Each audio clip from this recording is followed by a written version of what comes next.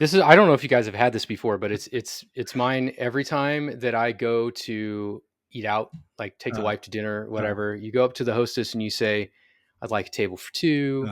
And they say, "Can you give us your phone number?" And my response instantly is, "I don't have a phone. I can't do it. I cannot. That's one of my major trust issues is I can't do it. I mean, I'm not going to give you my name. I'm not going to give you my email address and my phone number. I get enough spam calls."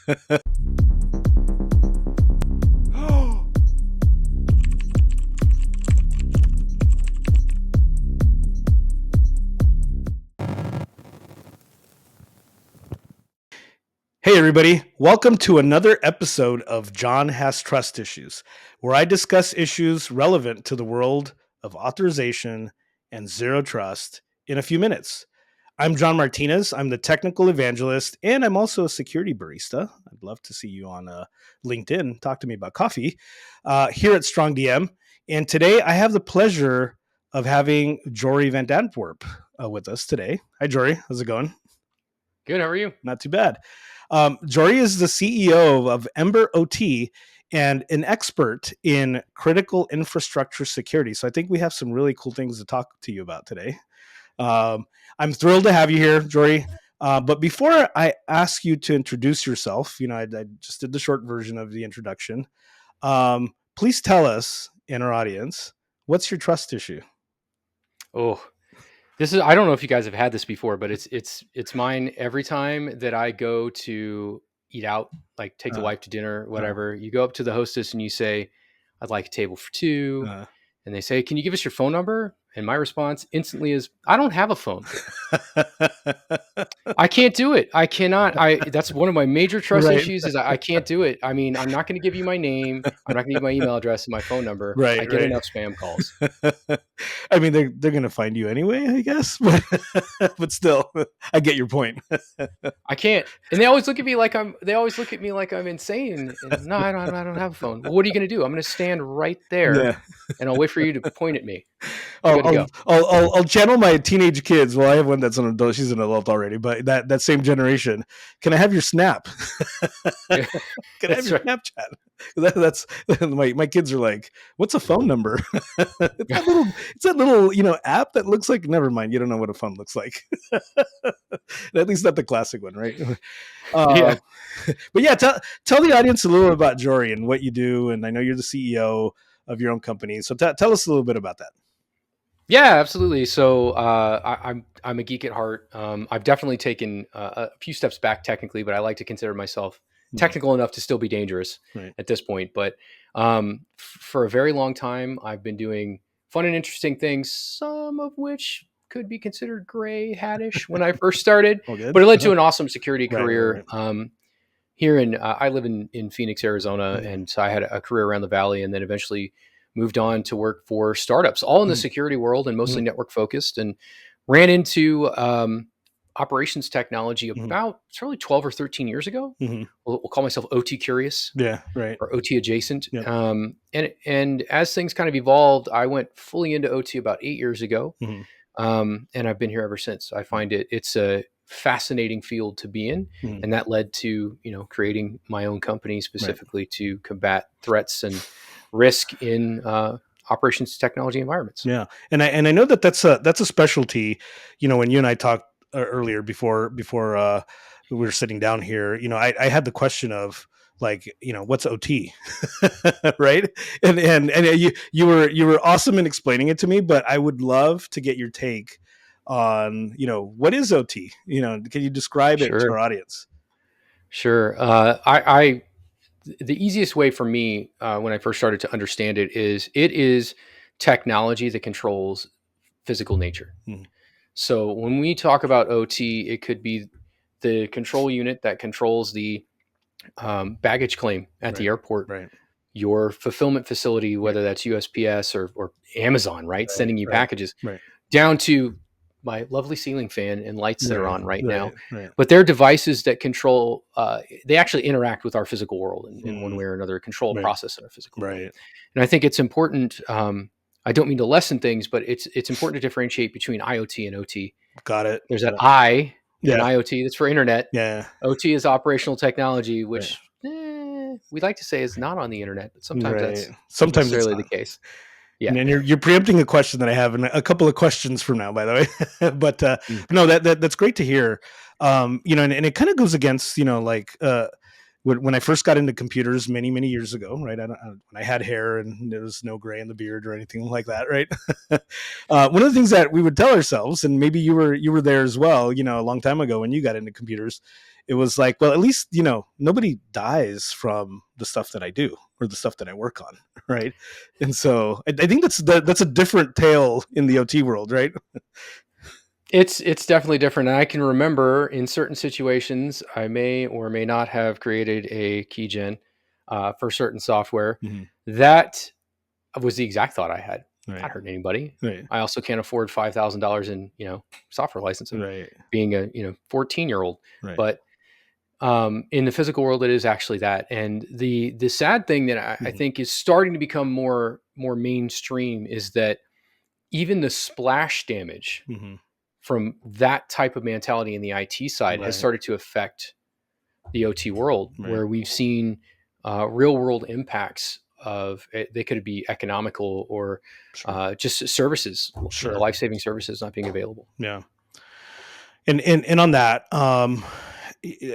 so we wrote a piece a while back that crossed over into the world that we're responsible for here at StrongDM, which is access management, zero trust, that all that kind of cool stuff. And we'll get to zero trust in a minute here. But one of the attacks that we blogged about, in fact, it's on our blog site, it was about water utilities, right? So am I in the right neighborhood of the kinds of industries that you work with? Yes, absolutely. I mean, if we were to call out major industries, water is on its own, but there's utilities, energy, oil and gas, metals and mining.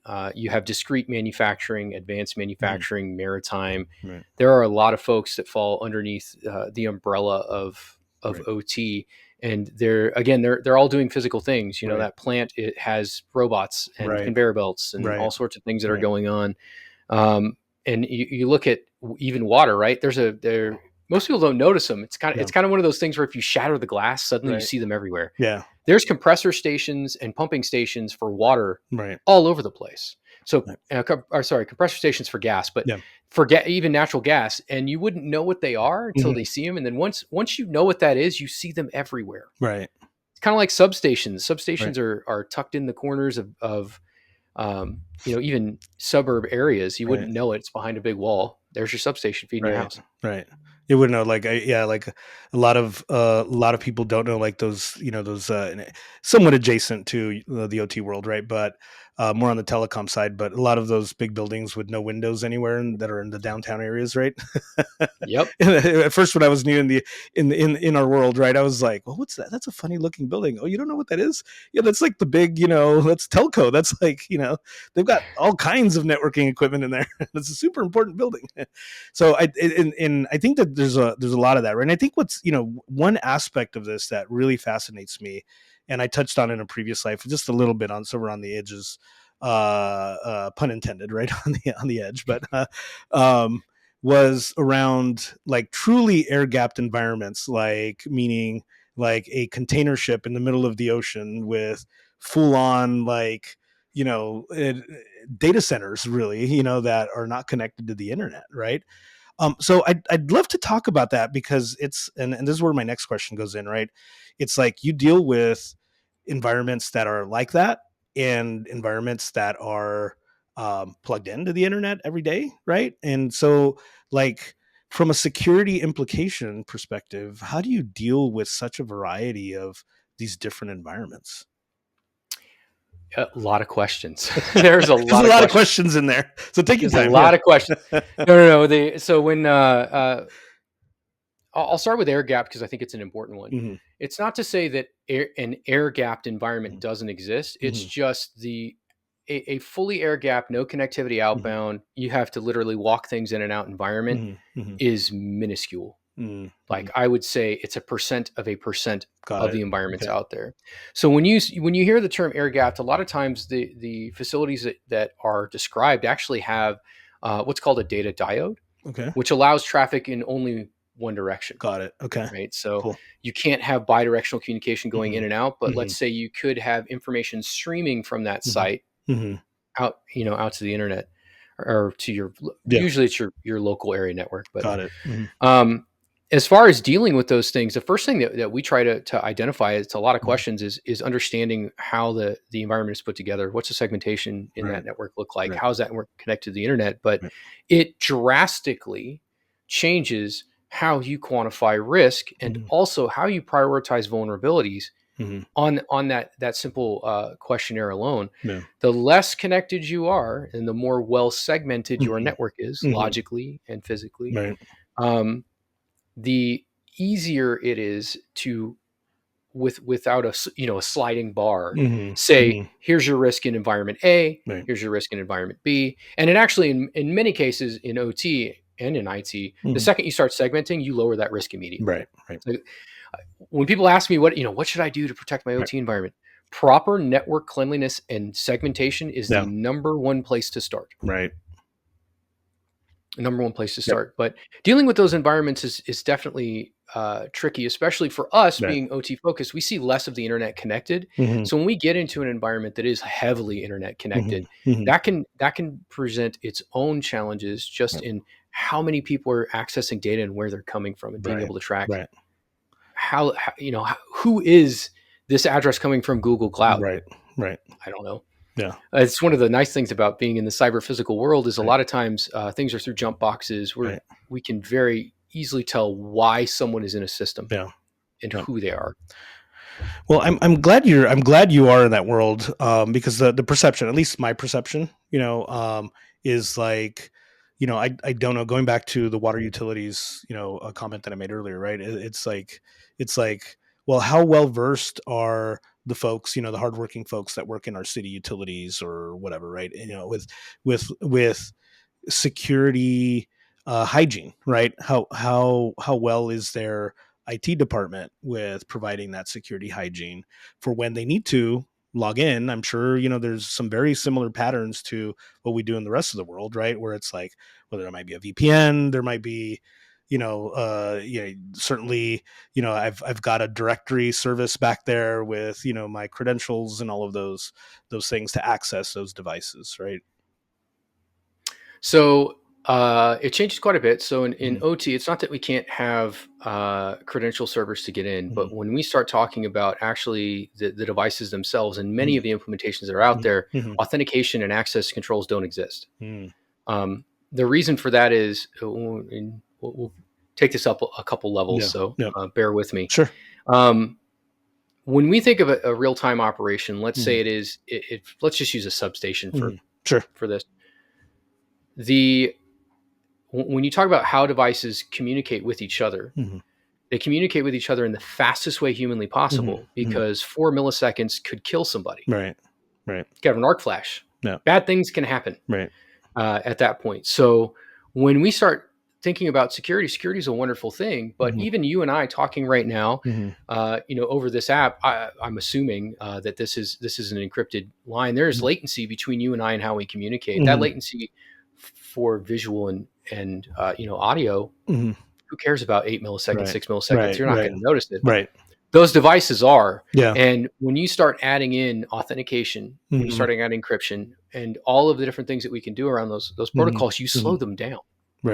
So when we get to that substation, in many cases, those there might be a control, like we call it an HMI, which is a human machine interface or workstation, that may require a login.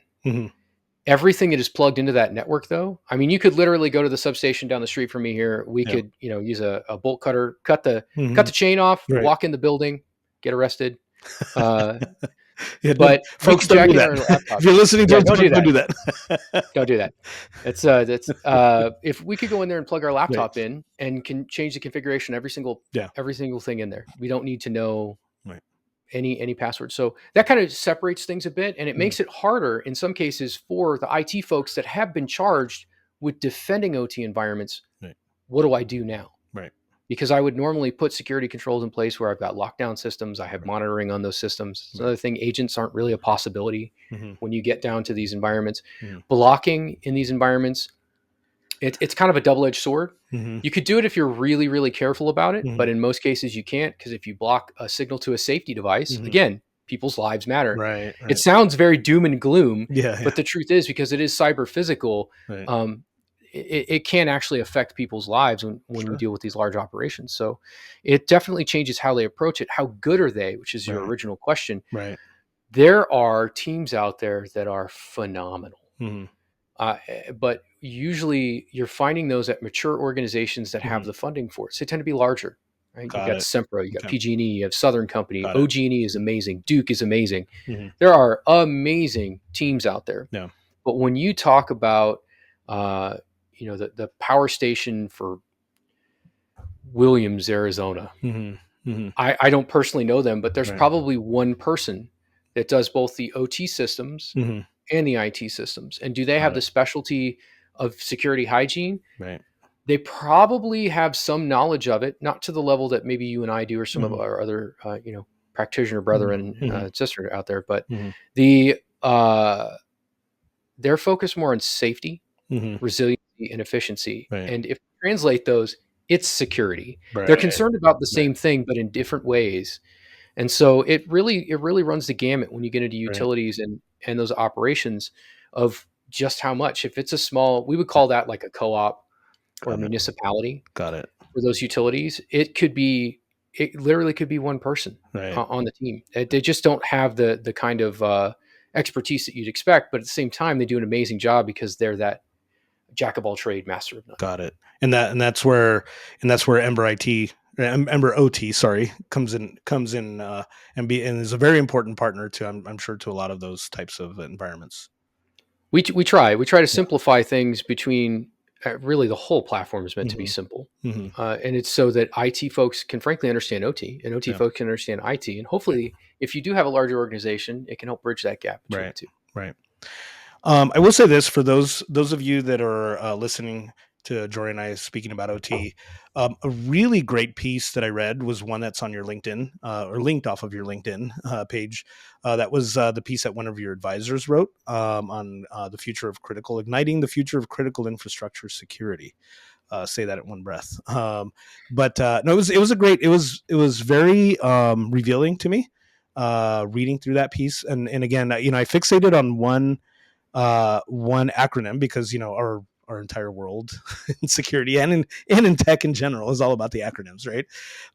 It was something that we talked about a few minutes ago, which was IoT, but it was described as IIoT, industrial IoT.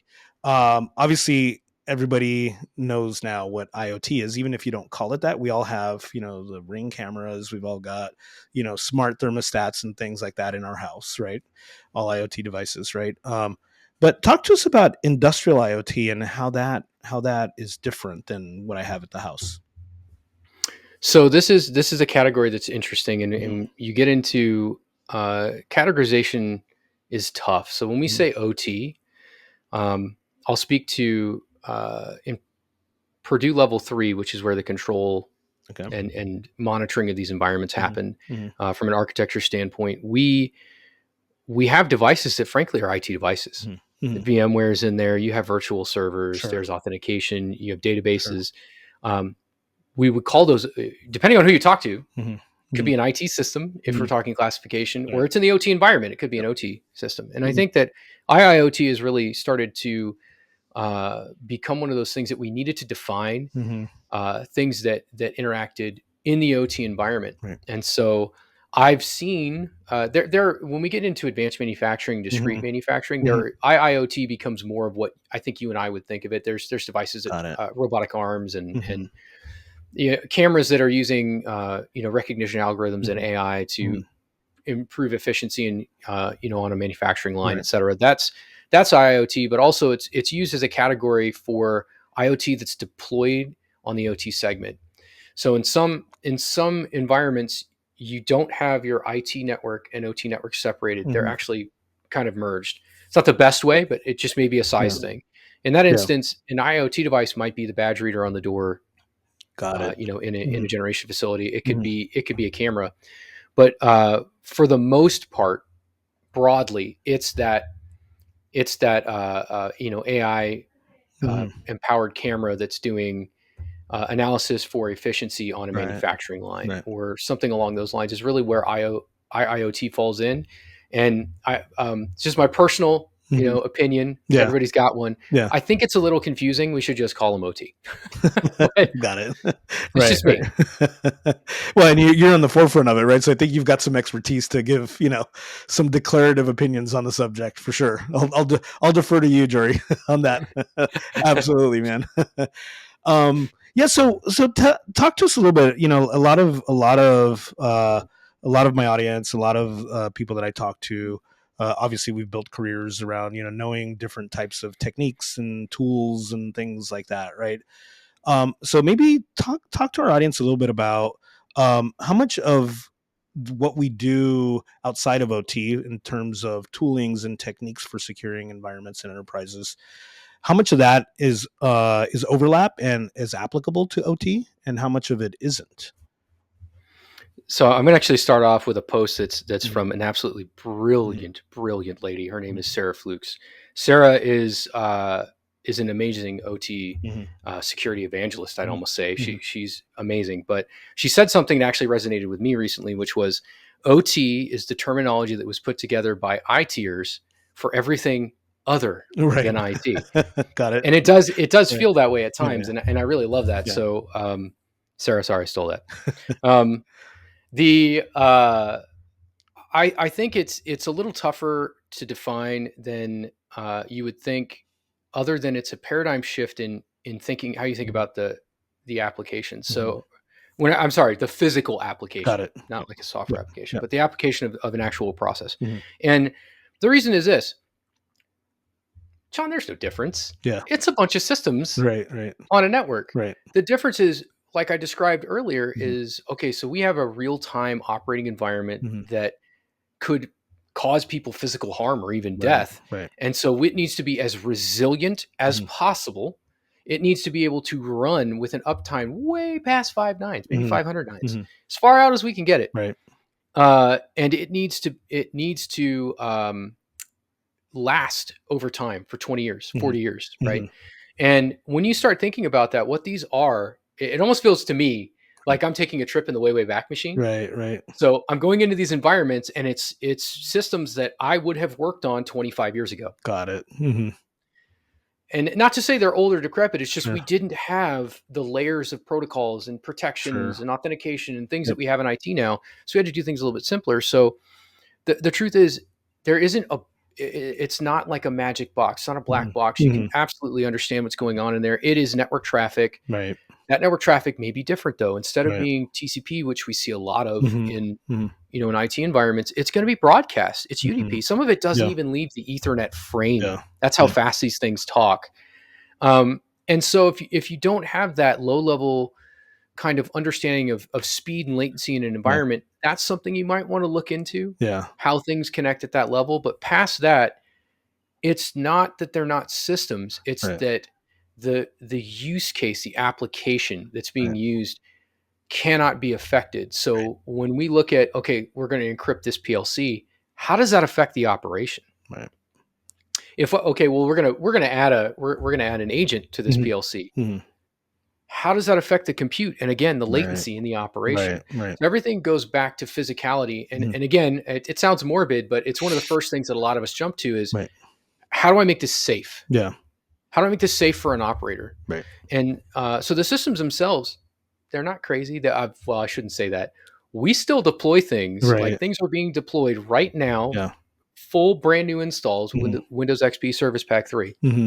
And we still deploy things with serial. Yeah. So RS-232 is alive and well.